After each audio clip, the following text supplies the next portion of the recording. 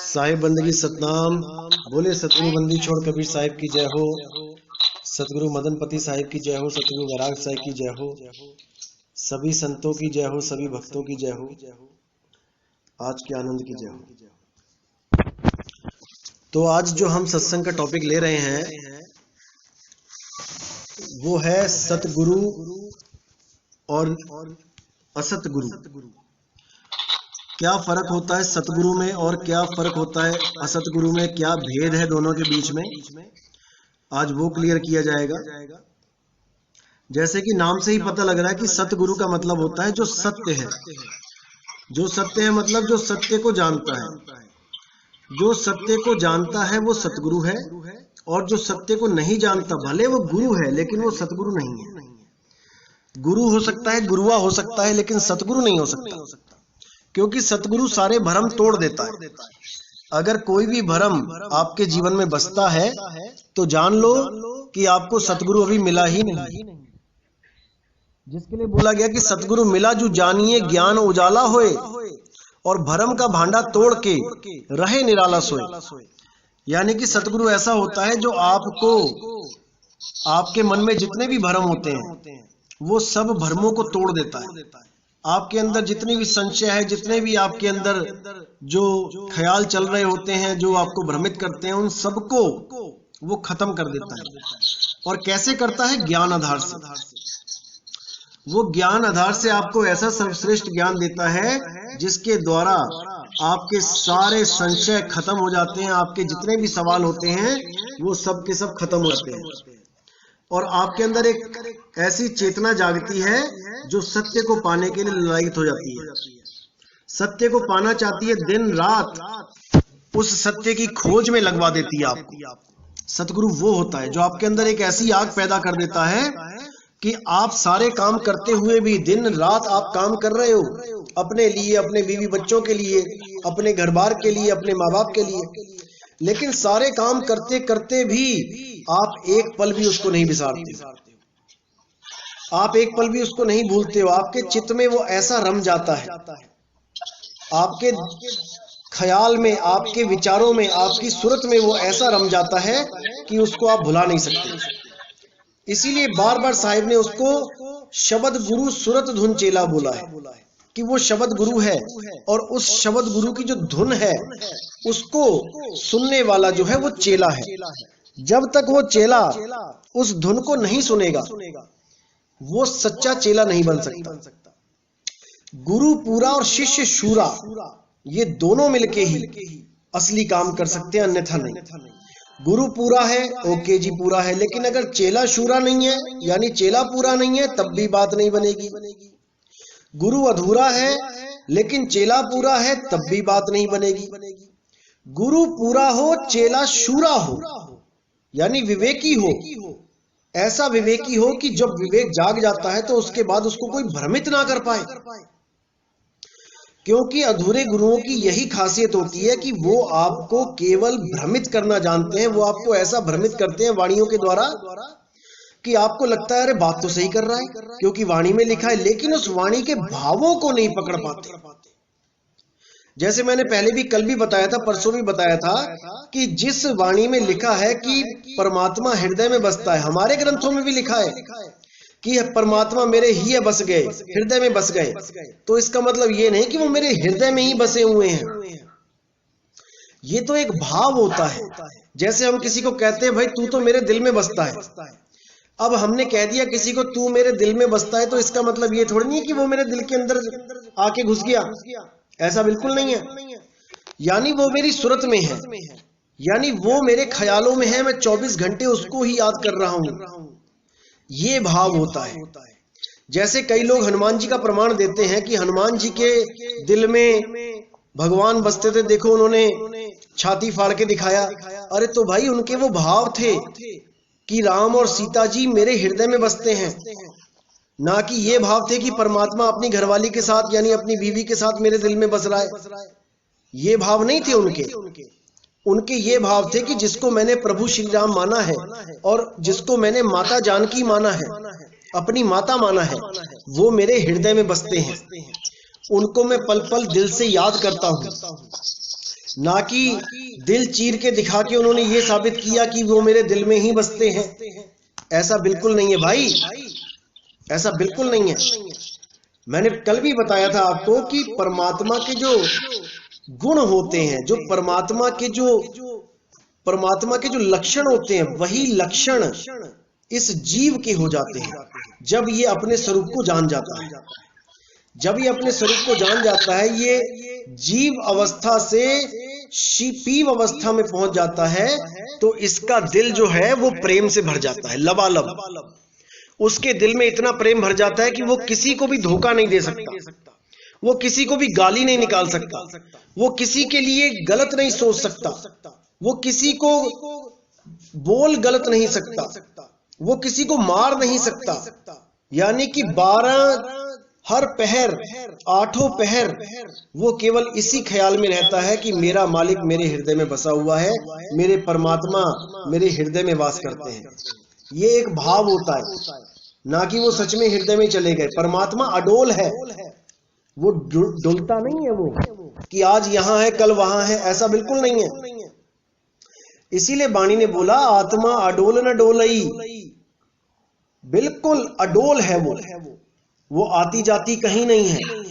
और जो सोचे कि पहले शरीर बनने से पहले परमात्मा कहीं और था फिर जाके हृदय में बस गया, तो ये कोरा अज्ञान है, घोर अज्ञान है।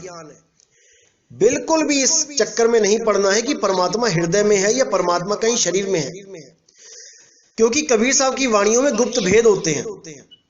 कबीर साहब ने बोला ज्यों तिल माही तेल है और ज्यों चकमक में आग, और तेरा साईं तुझ में है, जाग सके तो जाग। अब साहिब ने बोला कि ज्यों तिल माही तेल है, इसका मतलब क्या है कि जैसे तिलों में तेल होता है। अब बंदा कहेगा तिलों में तो तेल अंदर है, तिलों के बिल्कुल अंदर है, लेकिन क्या कच्चे तिलों में तेल निकाल सकते हो? नहीं निकाल पाओगे। कच्चे तिलों में आप तेल नहीं निकाल सकते, उसकी जुगती होती है।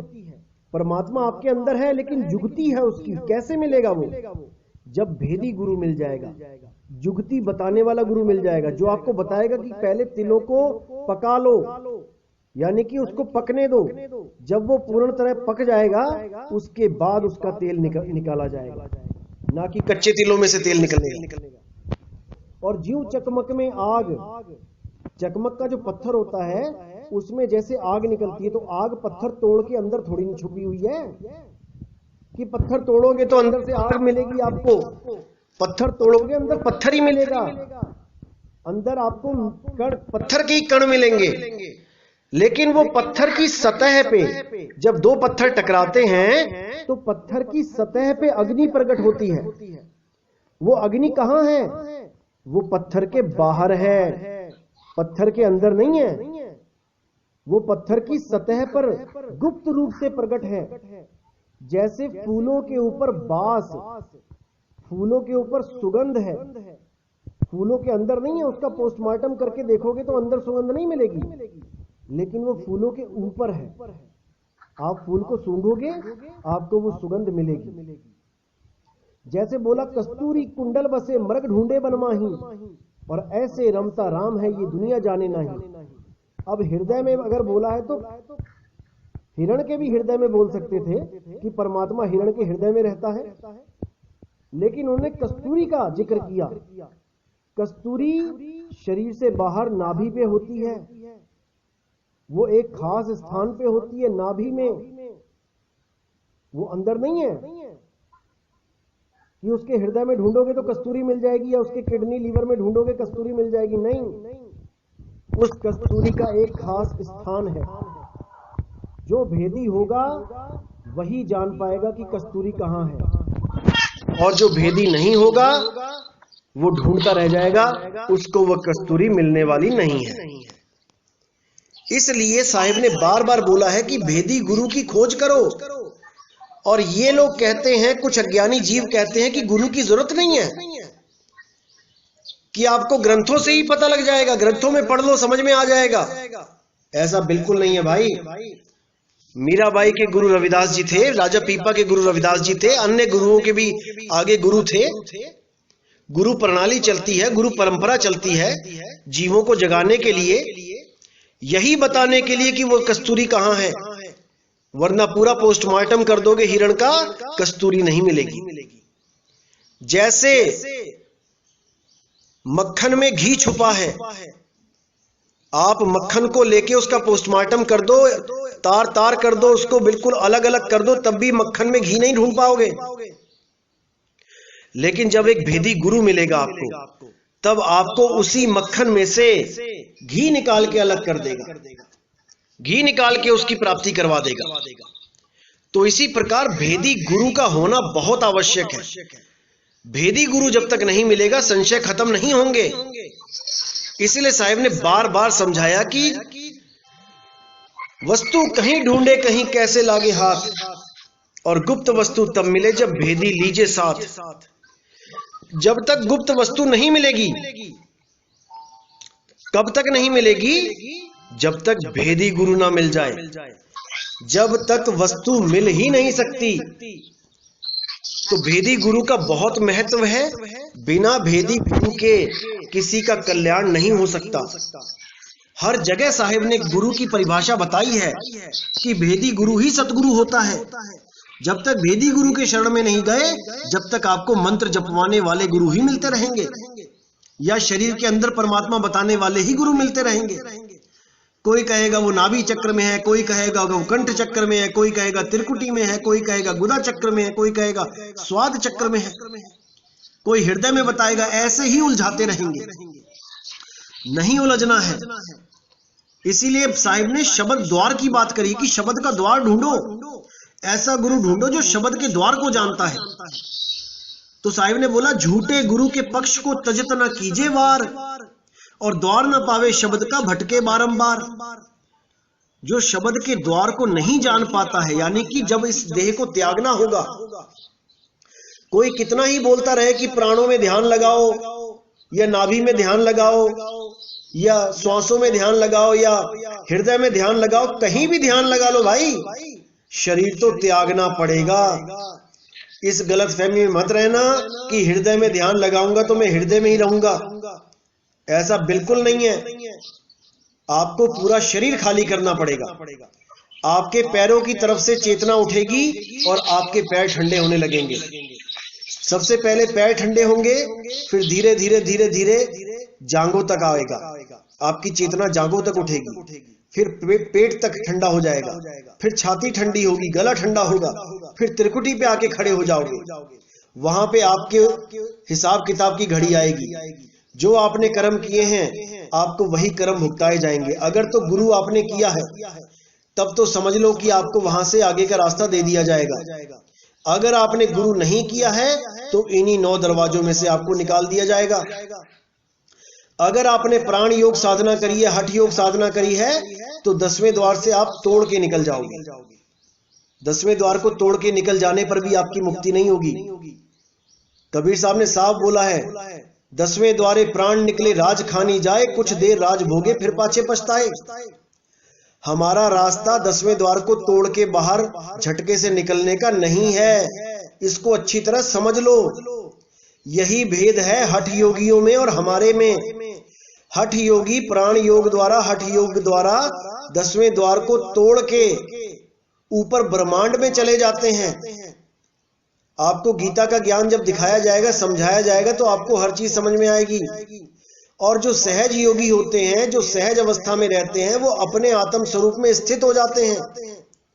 वो ना नीचे जाते हैं ना ऊपर जाते हैं, वो अपने मूल में समा जाते हैं।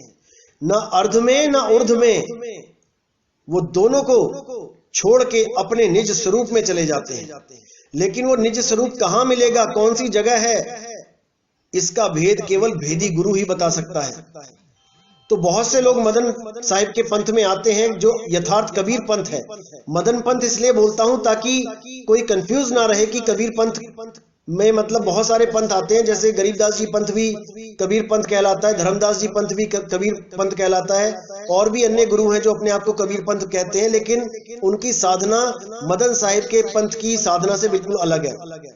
इसलिए जस्ट फॉर डिफरेंशिएट करने के लिए मैं मदन साहिब का पंथ बोलता हूं।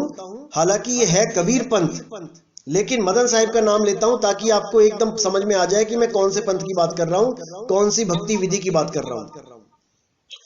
तो मदन साहिब के पंथ में, कबीर साहब के पंथ में कई लोग आते हैं, साधना भी करते हैं, लेकिन अधूरा ज्ञान समझने के कारण, यानी कि ज्ञान ना होने के कारण वो इस पंथ को योगियों का पंथ, यानी जोगियों का, जो कानों में कुंडल डालते हैं, उन योगियों का पंथ समझ के भ्रमित हो जाते हैं, क्योंकि वो 10वें द्वार को समझ नहीं पाते कि 10वें द्वार का खेल क्या है।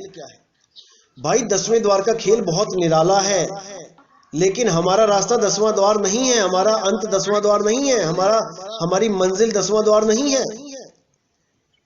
कबीर साहब ने साफ बोला है, 10वें द्वार नरक भर बूढ़े तू गंदी को बेड़ो। 10वें द्वार से निकलने पर भी आपको मुक्ति नहीं मिलती। मुद्दा ये नहीं है कि 10वें द्वार से निकलना है, मुद्दा ये है कि अपने निज स्वरूप में स्थित हो जाना है, और अपने निज स्वरूप में स्थित होने का एक ही जरिया है, वो है निज नाम, वो है अडोल नाम। अडोल यानी जब शरीर भी नहीं बना था, हृदय भी नहीं बना था, तब भी वो परमात्मा अपनी जगह स्थित था, और आज ये पूरे खंड ब्रह्मांड बन गए हैं, तब भी वो परमात्मा अपनी ही जगह स्थित है। उसको कोई हिला डोला नहीं सकता। कोई कहे कि परमात्मा जब हृदय नहीं था, जब शरीर नहीं था, तब वो शरीर से बाहर रहता था, अब हमारा शरीर बन गया है, परमात्मा ने शरीर बना दिया, तो वो हमारे शरीर में वास करने लग गया। ये घोर अज्ञान है। जो भी इस घोर अज्ञान को ग्रहण करेगा, उसका जन्म मरण कभी समाप्त नहीं होगा। वो इन्हीं 84 लाख जूनों में ढूंढता रहेगा, क्योंकि परमात्मा अजूनी है। अजूनी सैभंग बोला गया उसको। परमात्मा जूनी नहीं है, जूनों में नहीं आता, शरीरों में नहीं आता। ये एकमात्र भेद होता है। जैसे हम कहते हैं कमल कीचड़ में होता है, ये केवल जगत को बताने के लिए बोला जाता है कि कमल कीचड़ में होता है। लिखने में आ रहा है कि कमल कीचड़ में होता है, लेकिन कीचड़ में नहीं होता। कोई कहे कि कीचड़ में छलांग मार के मैं अंदर ही अंदर ढूंढूं कमल कहां पे है। जैसे मछली पानी में होती है, तो मछली पानी में ही होती है, आपको बाहर नहीं मिलेगी। लेकिन कमल भी पानी में यानी कीचड़ में होता है, लेकिन कमल आपको अंदर नहीं मिलेगा। इन दोनों में गुप्त भेद है। इस भेद को समझना है। जब हम कहते हैं परमात्मा हृदय में है, परमात्मा घट में है, तो उसके भाव कुछ और होते हैं। भावों को समझना है, शब्दों को नहीं पकड़ना है। कई जगह लिखा होता है कि परमात्मा के चरण हमारे हृदय में हैं, तो इसका मतलब ये नहीं कि परमात्मा आदमी जैसा है और उसके पैर हमारे हृदय में धस गए जाके। ये घोर अज्ञान है, ये महा अज्ञान है। इस भ्रम से बाहर आ जाना है और सच्चे गुरु को पहचान के, सच्चे नाम को पहचान के, उस विदेही नाम जो देह में नहीं है, उस अजूनी नाम को पहचान के अपनी सत्य भक्ति करनी है। भ्रम जाल में नहीं उलझना है। ये मनुष्य जन्म बहुत मुश्किल से मिलता है। अगर इस जन्म में आप उलझ गए तो मेरे भाई कोई बचाने वाला नहीं है। जितने भी भ्रमित करने वाले लोग हैं, ये पूरा जोर लगा देंगे आपको भ्रमित करने में, लेकिन आपने भ्रमित नहीं होना है। 2020 के अंत तक यानी दिसंबर तक मैं हर चीज क्लियर कर दूंगा, एक एक वाणी खोल दूंगा, एक एक भ्रम जाल को तोड़ दिया जाएगा। आप चिंता बिल्कुल ना करें। अच्छी तरह ग्रहण करना है एक एक बात को। उसी के बाद आपकी सच्ची भक्ति शुरू होगी जब पूर्ण विश्वास हो जाएगा। विश्वास में कमी नहीं आने देनी है। विश्वास में कमी होगी तो परमात्मा नहीं मिलेगा, पास होता हुआ भी नहीं मिलेगा। इसीलिए बोला, कहें कबीर सुनो भाई साधो, मैं तो हूं विश्वास में। सच्चे गुरु और अधूरे गुरु के बीच में फर्क करना जान लो, समझ लो कौन होता है सच्चा गुरु, कौन होता है अधूरा गुरु।